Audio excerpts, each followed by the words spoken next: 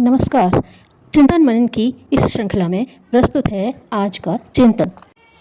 सेवा को जीवन में समुचित स्थान दिए बिना आध्यात्मिक लक्ष्य कदापि पूर्ण नहीं हो सकता। जप तप की अनिवार्य आवश्यकता है, पर साथ ही यदि जन सेवा की उपेक्षा की गई तो ईश्वर को प्रसन्न कर सकना और अपने अंतःकरण की देव भूमिका में विकसित कर सकना कदापि संभव नहीं। अध्यात्म का तात्पर्य ही सब प्राणियों में अपनी आत्मा को और अपनी आत्मा को सब प्राणियों में देखना है। जहाँ यह दृष्टि होगी वहाँ सेवा करने की वृत्ति अनिवार्य रूप से विकसित होगी। दान और दया, इन दो गुणों को अध्यात्म का प्रधान चिन्ह माना गया है। दया के कारण दूसरों के कष्टों को देखकर जो वेदना उत्पन्न होती है उसका प्राकट्य दान के रूप में होता है।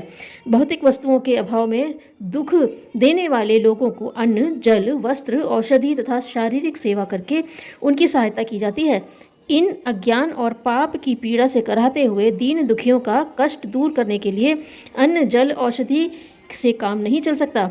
इनका दुख मिटाने के लिए उस सद्ज्ञान की आवश्यकता है जिससे जीवन क्रम में सतोगुण की वृद्धि हो और स्थायी सुख का मार्ग प्रशस्त हो।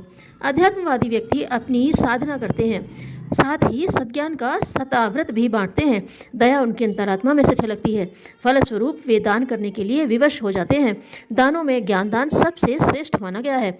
इस दान का संयोजन ब्राह्मण इसी दृष्टि से लोक में पूज्य माना जाता है। ब्राह्मणत्व का अनिवार्य कर्तव्य ज्ञान दान है।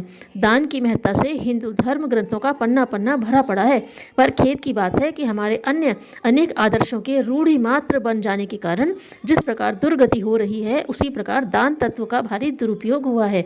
जब मानस से निकली हुई धर्म श्रद्धा की निर्झरनी कुपात्रों, चंद स्वार्थी, व्यसनी और पाखंडियों के ऐश आराम का निमित्त मात्र बनकर रह जाती है तो अध्यात्म की आत्मा रो पड़ती है। जिस पुनीत जलधारा से सिंचित होकर धर्म उद्यान को लहलहाते हुए नंदनवन की तुलना में विकसित होना चाहिए था, वह गंदे दलदलों में कीचड़ बढ़ाने और उत्पन्न करने का निमित्त बनती है।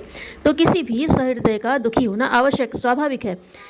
आज दान तत्व की ऐसी दुर्गति हो रही है। लोग दान पुण्य खूब करते हैं, पर पात्र को पात्र का, कार्य अकार्य का विचार किए बिना उसका उद्देश्य ही विकृत हो जाता है। धन्यवाद।